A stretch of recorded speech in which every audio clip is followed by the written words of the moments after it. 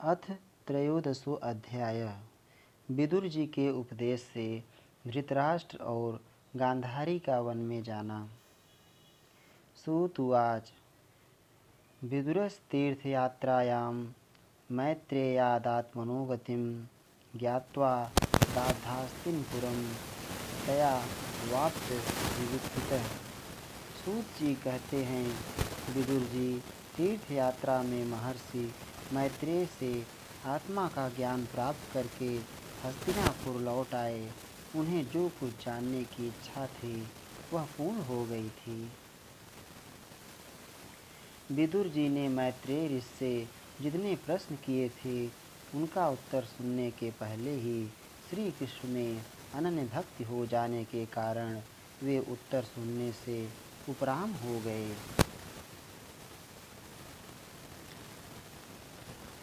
शौनक जी अपने चाचा विदुर जी को आया देख धर्मराज युधिष्ठिर, उनके चारों भाई धृतराष्ट्र, युयुत्सु, संजय, कृपाचार्य, कुंती, गांधारी, द्रौपदी, सुभद्रा, उत्तरा, कृपि तथा पांडव परिवार के अन्य सभी नर नारी और अपने पुत्रों सहित दूसरी स्त्रियां सब के सब बड़ी प्रसन्नता से मानो मृत शरीर में प्राण आ गया हो ऐसा अनुभव करते हुए उनकी अगवानी के लिए सामने गए। यथा योग्य आलिंगन और प्रणाम आदि के द्वारा सब उनसे मिले और विरह जनित उत्कंठा से कातर होकर सबने प्रेम के आंसू बहाए। युधिष्ठिर ने आसन पर बैठाकर उनका यथोचित सत्कार किया।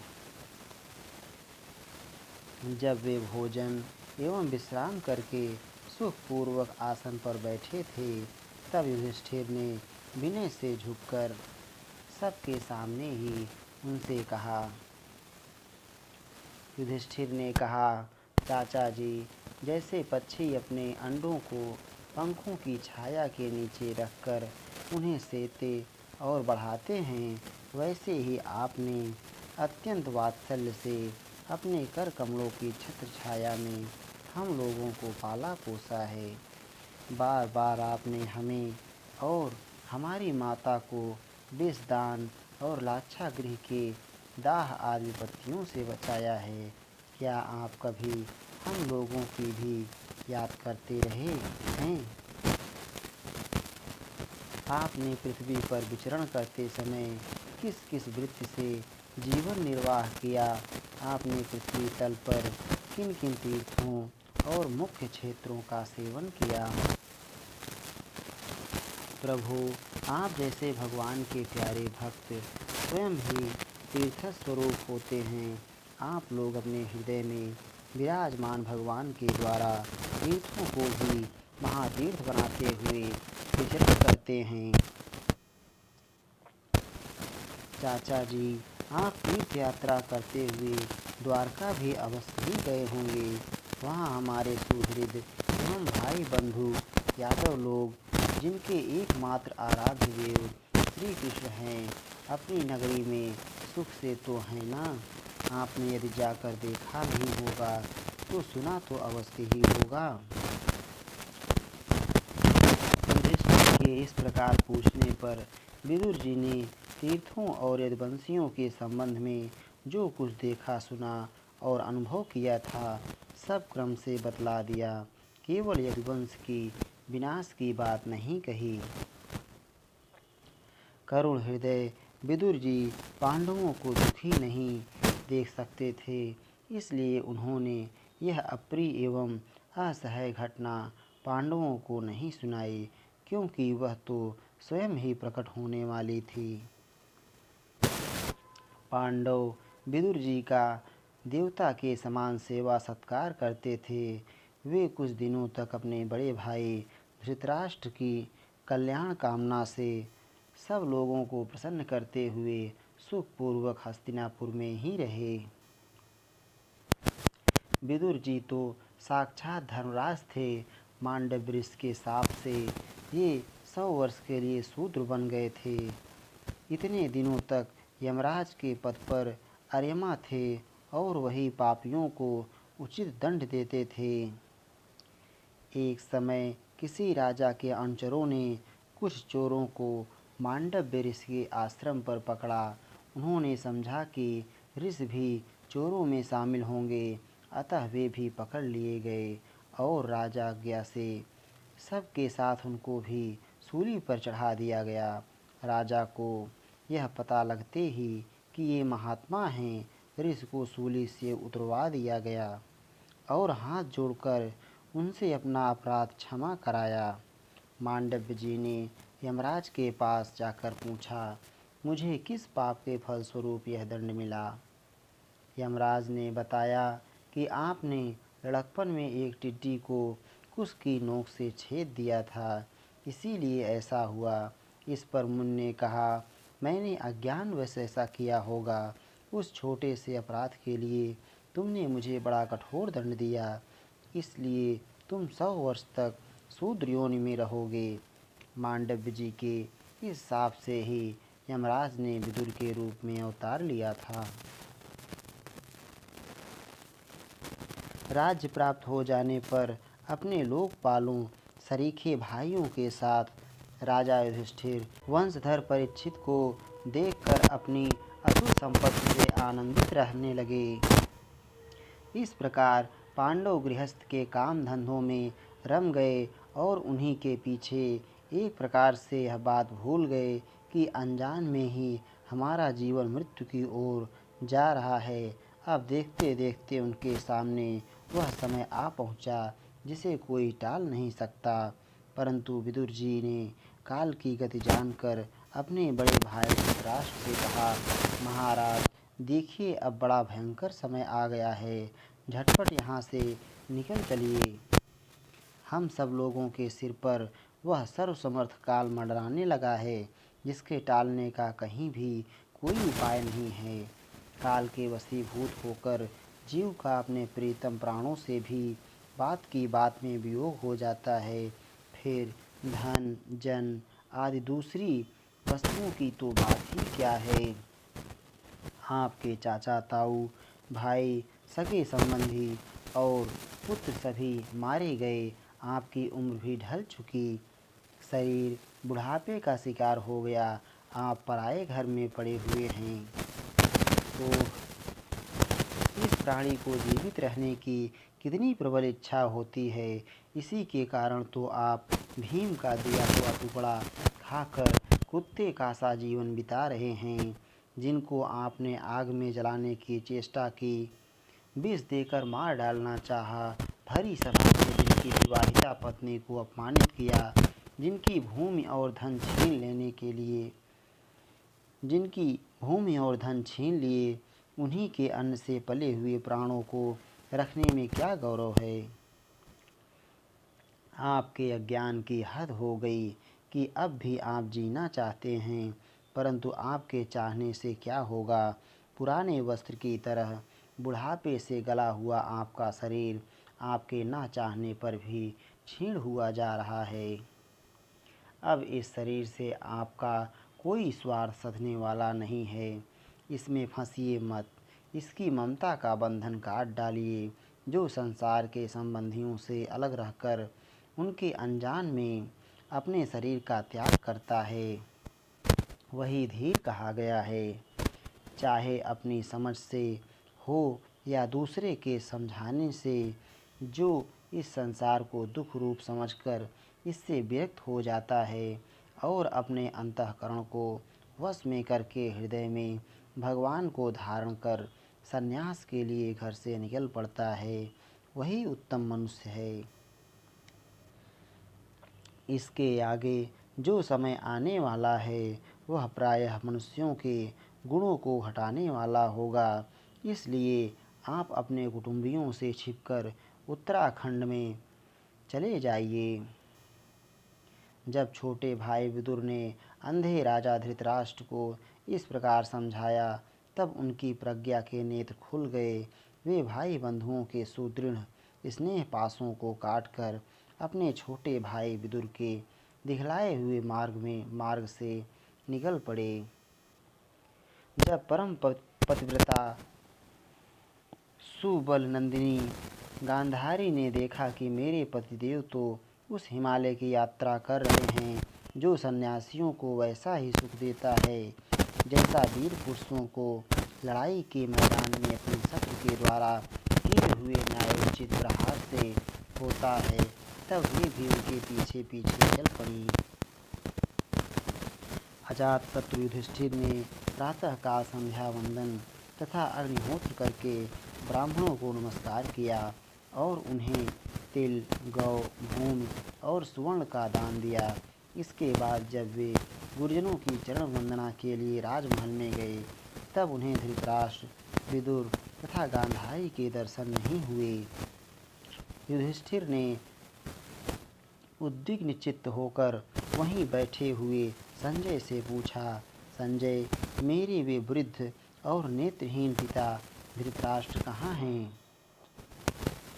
पुत्र शोक से पीड़ित दुखिया माता गांधारी और मेरे परम हितैषी चाचा विदुर जी कहाँ चले गए? ताऊ जी अपने पुत्रों और बंधु बांधवों के मारे जाने से दुखी थे। मैं बड़ा मंदबुद्धि हूँ। कहीं मुझसे किसी अपराध की आशंका करके वे माता गांधारी सहित गंगा जी में तो नहीं कूद पड़े।